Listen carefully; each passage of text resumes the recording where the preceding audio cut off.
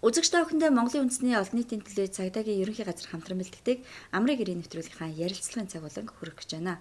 Тэгэхээр энэ жилийн хувьд Монголын цагдаагийн байгууллага үүсгэн байгуулагдсны түүхт 95 жилээ, Улаанбаатар хотын цагдаагийн байгууллага үүсгэн байгуулагдсны түүхт 90 жилээ, зам мөрдөн байцаах алба үүсгэн байгуулагдсны 70 жилээ гэд олон сайхан түүх тойрнууд тохиож байгаагаар онцлогтой байгаа. Улаанбаатар хотын цагдаагийн байгууллага үүсгэн байгуулагдсны түүхт 90 жилийн ойн босгон дээр би та бүхнийг манай цагдаагийн байгууллагаас дөрж гарсан олон орон шилдэг удирдлагууд шилдэг алба багчтай урьж оролцуулж байгаамаа. Өнөөдөр манай студид Улаанбаатар хотын цагдаагийн газрын олон нийтийн харилцах хэлтсийн даргын ажлыг хашиж байсан цагдаагийн орондоо Гамболд урагдж оролцож байна. Ингээд танд баярын мэнд хүргэе. Баярлалаа, та бүхэнд бас баярын мэнд хүргэе. За баярлалаа. Тэгэхээр Гамбол даргыг бол манай цагдаагийн алба багчдуудыг манай үзэгчд андахгүй сайн мэднэ. За тэгэхээр Улаанбаатар хотын түүхт 90 жилийн босгон дээр хоёр сайхан ном бэлдэж ойдоо бэлэг барьсан байгаа. Энэ номыг бас ном соёлыг бүтээдэг алба багш нартайгаа хамтран бэлтгэж түүхчилж бүтээснээр онцлогтой. За олон сайхан түүхүүд энэ номонд бичигдсэн байгаа. Тэгэхээр ер нь таны хувьд одоо цагдаагийн байгууллагт нийтдээ хэдэн жил ажиллав? Ялангуяа таныг удам дамжсан цагтаа гэр бүлээрээ цагдаагийн алба багч гэдгийг бол манай цагдаагийн алба багчд андахгүй сайн мэднэ. Тэгээ өөрийгөө товч танилцуулахгүй юу? Хоёр дахь үеийн удам дамжсан цагдаагийн ажилт юм байна. Удам угсаага хөөх юм бол Говьлтай аймгийн хөвчлөлтэй. Гэхдээ Улаанбаатар хотын Унган иргэн гэж явдаг. Цагдаагийн дунд сургууль, дээд сургууль, дээд академиг дүүргэсэн. Бүрдэн байцаагчаас цагдаагийн хэлтсийн дарга хүртэлх цагдаагийн албан тушаалуудыг шатаараа уншсан. Дэслэгчээс цагдаагийн хурандаа цол хүртсэн. Цагдаагийн байгууллагад 36 жил ажилласан юм албаагч. За өөрөөсөө хэлсэн эхнэр маань цагдаагийн ажилтан, цагдаагийн дэд хурантай солтой эмэгтэй байдаг. Том хүү маань бас цагдаагийн мэргэжлийн сургууль төгсөж цагдаагийн байгууллагад мөрдөн байцаагчаар ажиллаж байгаад одоо тэр чиглэлийнхээ ажлыг өөр байгууллагад үргэлжлүүлэх хийж байна. Том бэр маань шүүх шинжилгээний үндэсний хүрээлэнд ажилладаг цагдаагийн ахмад солтой эмэгтэй бий. Яг гэр бүлэрээ юм цагдаагийн алба хаагч байдаг тохиолдол бас тэр болгоо ийм олуулаа цагдаа тохиолдол байдгүй. Тэгэхээр бас энэ түүхтэй босгон дээр та одоо Улаанбаатар хотын цагдаагийн байгууллагыг тэр дундаа цагдаагийн байгууллагыг түүхчилсэн юм хоёр батна ном гаргасан. За энэ номны талаар товч танилцуулах. 1965 онд анх бүгд Монгол Ард улсын ардын хурлын тэргүүлэгчдийн зарилгаар цагдаагийн байгууллагын баярын өдрийг тусгайлан тогтоож өгсөн байдаг. Түүнээс хойш 66 онд анхны баяраа тэмдэглээд ингээд өнөөдөр 2016 онд 95 жилийнхээ ойг 50 дахь удаа юм уу? 50 дахь жилийнхээ ойг бол тэмдэглэсэн. Ер нь бол цагдаагийн байгууллага үүсч хөгжснөөс хойш 95 жил болж байна гэж үздэг тийм ээ. Ингээд түүхт ойн хүрээнд бол маш олон ажлуудыг төлөвлөдөг цагдаагийн байгууллага ажлаа эрчимжүүлдэг. Ийм одоо сайхан уламжлалтай юм хамт олон л доо. Тэгээд нийслэлийн цагдаагийн байгууллагын 90 жилийн ойг тохиолдож удирдлагаас өгсөн шийдвэрийн дагуу бас цагдаагийн түүхтэй холбоотой юм ном эмхтгэл гаргая гэдэг юм шийдвэр гаргасны дагуу тэрэн дээр ажилласан юм. Тэгээд одоо энэ полис нэртэй нэг ийм номыг бидний 3 хүн хамтарч гаргасан. Энэ номонд бол ер нь дэлхий дээр цагдаа гэж ер нь юу юм бэ? Цагдаагийн байгууллага хизээ хаана хэрхэн үүсч вэ? Цагдаагийн байгууллагын бүтэц тогтолцоо дэлхий дээр ямар байдаг юм тийм. За ер нь дэлхийн цагдаагийн алба хаагчдад тавигддаг нийтлэг шалгуур гэрчин байна уу ч гэдэг юм уу? Ийм одоо цагдаагийн байгууллагуудын дэлхийн штэ цагдаагийн байгууллагуудын одоо төсөв хөрөнгө хүн хүч хангамжийн байдал нь ямар байдгийг гэдгийг л бас тань мэдхүн чиглэлээр судалж эмхтгэж юм оруулсан ийм хоёр том хэсэгтэй юм ном л да. Хоёр дахь хэсэг нь болохоор Монгол цагдаа гэдэг Монголынхаа цагдаагийн түүхийг одоо он дарааллын байдлаар ингэж тоомлж гэх юм уу ингэж харуулсан.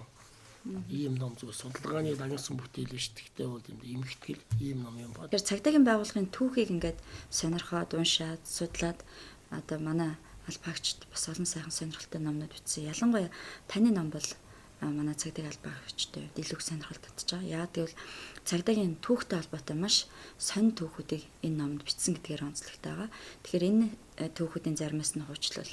Тэгээ би номыг хийх гээд бас судлаад явж байхад бол цагдаагийн түүхэнд бол маш сайхан сонирхолтой гэдэг юм уу. Ер нь цагдаагийн түүх тэр чигтээ баатардаг түүх юм бэл. Баатардаг түүх, баатардаг хүмүүсийн түүх, баатардаг байгууллагын түүх гэж би ингэж ойлгож бахархаж ирсэн. За мэдээж Монголын цагдаагийн түүхийн салшгүй Монгол улсын түүхийн салшгүй хэсэг. Гэхдээ бол том хэсэг. Монгол улсад л болж байсан аль том голох үйл явдлуудтай Монголын цагдаагийн түүх бол заашгүй холбогдчихдаг. Тэгэхээр ингээд ганц нэг жишээ дурдах юм бол 1918-19 оны үед нийслэл хүрээнд байгуулагдсан нэг хувьсгалт нууц бүлгмүүд гэж ярьдаг шүү дээ. Тэгээд тэр бүлгмүүдийг хооронд нь холбох тэр үеийн нийслэл хүрээнд байсан Оросын хувьсгалчтай ойртуулах ажлыг манай цагдаа нар гүйцэтгэж байсан. Одоо ийм түүхийн шаргасан баримт бол байна. За 21 оны нэг ардын хувьсгалын журамт цэргийн орой дээр мандуулж исэн магнаг үсгтэй шар улаан тугийг манай цагдаагийн эхнэрүүд урлсан юм сайхан түүх бидэнд бас байдаг. 1921 онд цагаантны гол хүчийг Төв аймгийн Эрдэнэ сумын Галтай булнаад буцагсан нэг 20 дахь тулдаан гэсэн алдар тулдааныг тэрийг ялдан түргсэн ардын журамт цэргийн дийлэх манай ардын цагдаа нар байсан. Манай одоо өвг ахмадууд байсан гэдгээр бол бас бид бахарах хэрэгтэй. За ингээд яваад байвал ирсэн. Ингээд тэр нийгэмд болсон бүхэл үйл явдлуудтай цагдаагийн түүх холбогдно. За тэгэхээр та бас түрүүнд хэллээ. Цагдаагийн байгууллага бол үеийн үед түүх дайнуудаа маш сүрлэг, сүрж авахаатай, үнэхээр баатарлаг гавьяа байгуулдаг хүмүүс юм шүү гэдгээ бас ард түмэндээ илтгэсэн, харуулсан ийм сайхан үйл явдлуудыг тэмдэглэдэг. Тэгэхээр энэ олон түүх дайнуудад та бас оролцож, олон ажлуудыг санаачилж, олон ажлуудыг зохион байгуулж байсан хүний үед бас манай албаагчд ярьдгийг бид бүхний одоо баяр ёслолгоноор очдог цагдаа зөвслбөрийг одоо манай анх Гамбал туранда бас санаачлагыг нь гаргаж байсан гэж одоо тантай хамт ажиллаж байсан албаагчд ярьдаг. Энэ тухай дахиж дурсахгүй юу? Энэ сүүл би 90 жилийн ойг ажиллаж явах үед тэмдэглэх үед бол бас маш олон сайхан ажлууд хийсэн юм. Одоо сандаг очир дарахтай баг. Одоо манай дулаан генерал нөгөө амьдрал чиний телевиз гэдэг маш том сайхан олон ангитай киног санаачилж хийсэн. Сандаг очир генерал ерөнхий зөвлөхөөр нь ажилласан байх жишээний. Тэгэхээр тэр ажлын хүрээнд цагдаагийн алдар гэдэг нэг юм хөшөөтэй болёо.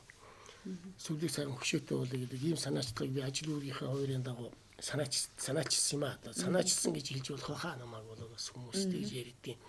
Тэгээд энийг би тэр үед нийслэлийн цагдаагийн газрын дараагаар ажиллаж исэн Баатаржууд хэлэлцүүлсэн. Тэгээд Баатаржууд дараа маань маш их хилэн дэмжиж тэр үеийн ерөнхий газрын дэд дараагаар ажиллаж исэн. Одоо энэ прокурор болсон Магнум Норвийн хамгаалалд танилцуулаад тэгээд Магнум Норвийн энэ хамгаалалд дараа маань энэ ийм хөшөөтэй болъё гэдэг бол маш итгэвэл нэмсэн. Гэхдээ энэ хөшөөтэй болъё, талбайтай болъё гэдэг асуудал бол бас үеийн цагдаагийн байгууллагын ажилтнуудын сэтгэл зүрхэнд байсан. Заримуд нь бол санаачилж байсан боловч ажил хэрэг болж чадаагүй тахгүй.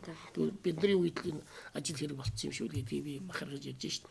Тэгээд цагдаагийн ерөнхий газрын одоо дээд удирдлагын төвшөнд яригдж цагдаагийн ерөнхий газрын даргын зөвлөлийн хурлаар маш нухацтай хэлэлцэж одоо бригадын генерал Хүрэлбаатарын санаачлагаар илүү санал оруулснаар Монгол цагдаа цогцлбор гэж болдгийг бүр ижүүрэн цогцлбор үндэсний цэцэрлэг хүрээлэнд байгуулъя. Эхний ээлжин цагдаагийн алдар хөшөө төр талбайтай нь бий болгоч. Ингээд дараа нь цагдаагийн түүхэн замнаас харуулсан одоо янз бүрийн үзмөр хөшөө дурсгал олон түмний очих дуртай газар болгоё гэж ингэж яригдаа. Тэгээд энэ эцэслэн батлагдаж. Тэгээд үүнийг одоо манай замын цагдаагийн дарга инх чаргал энэ аюултай тэмцэх газрын дарга болсон. Энд бас их итгэлэн дэмжиж би өөрөө сэтгэл нь хөдлөөд би хариуцж бариулна гэж ингээд. Тэгээд энэ хөшөөг чинь нийслэлийн цагдаагийн газар, замын цагдаагийн газар хоёр хамтарч хариуцж бариулсан. Тэгвэл хандвийн мөнгөөр эн чинь төсвөөс нэг төгч гараагүй манай тэр үед ажиллаж байсан цагдаагийн бүх ат багш нарын 2 өдрийн цалингийн хандваар бүтээгдэж. Тэгээд яг өдөр тутам одоо нийслэлийн цагдаагийн газраас миний бие Арстан уйг гэдэг Баян Зүрх дүүргийн хэв журмын тасгийн дарга байсан залуу.